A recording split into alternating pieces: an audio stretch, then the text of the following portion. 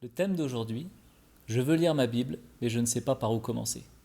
Et c'est vrai, quand on regarde la parole, 66 livres, 2 testaments, 1189 chapitres, 4000 ans d'histoire, 40 auteurs, on peut être un peu perdu.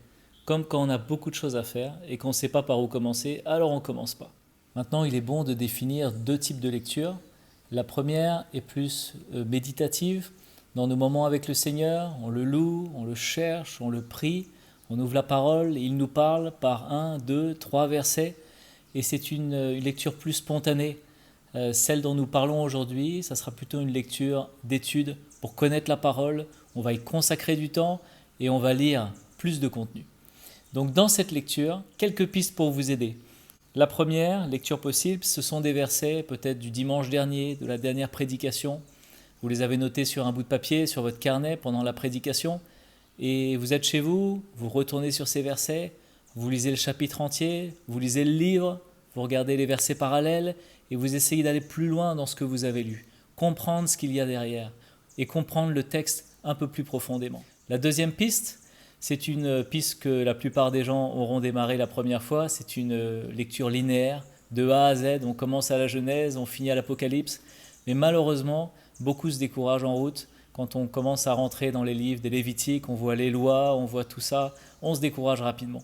Alors, certains préfèrent ce genre de lecture, mais si vous la faites, je vous encourage premièrement à sauter un livre si jamais vous bloquez quelque part, ou alors à le faire en parallèle. Vous commencez dans l'Ancien Testament et vous commencez aussi dans le Nouveau Testament.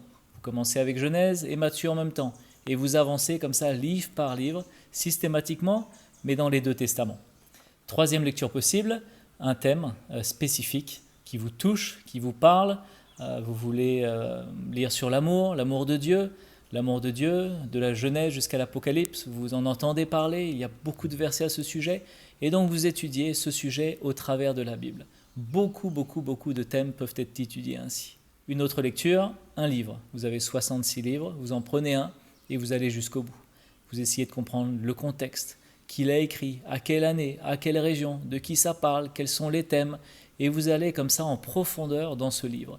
Prenez Corinthiens, vous essayez de comprendre quelle était la ville de Corinthe, pourquoi Paul exprimait cela à cette église, quels étaient les thèmes, quels sont les versets importants, et ainsi vous allez vraiment en profondeur. Le but de cette lecture d'étude, c'est d'aller en profondeur et de connaître davantage, pas superficiellement, mais en profondeur.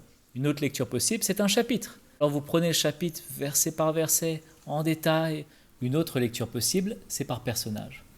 Vous voyez quelqu'un qui vous intéresse, prenons par exemple Timothée, vous allez lire les 2 lettres de Paul à Timothée, vous allez lire dans les Actes partout où on parle de Timothée, vous allez voir dans les autres lettres, là où le nom de Timothée est mentionné, vous essayez de comprendre son caractère, comment Paul l'a choisi, pourquoi, en quelle année, et vous essayez d'aller jusqu'au bout de ce personnage, de pouvoir bien le comprendre, le cerner, quel était son cœur pour l'apôtre Paul, quelle était sa relation avec les églises. Prenez David, prenez Moïse, prenez tous ces hommes, prenez les héros de la foi d'Hébreux 11 et allez étudier chacun d'entre eux. Si vous êtes nouveau dans la foi, ne commencez pas par l'Ancien Testament, ne commencez pas par l'Apocalypse comme je l'ai fait moi, mais commencez par les évangiles. Découvrez la vie de Jésus, le cœur de Jésus, les paroles de Jésus.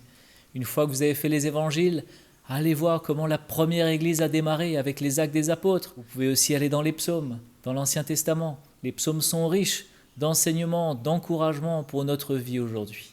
Une autre piste intéressante, c'est de prendre un thème important pour votre vie aujourd'hui. C'est vrai qu'il y a tellement à étudier dans la parole, mais qu'est-ce que Dieu veut vous dire aujourd'hui ? Il y a peut-être un sujet plus important qu'un autre. Donc voici quelques pistes qui pourront, j'espère, vous aider.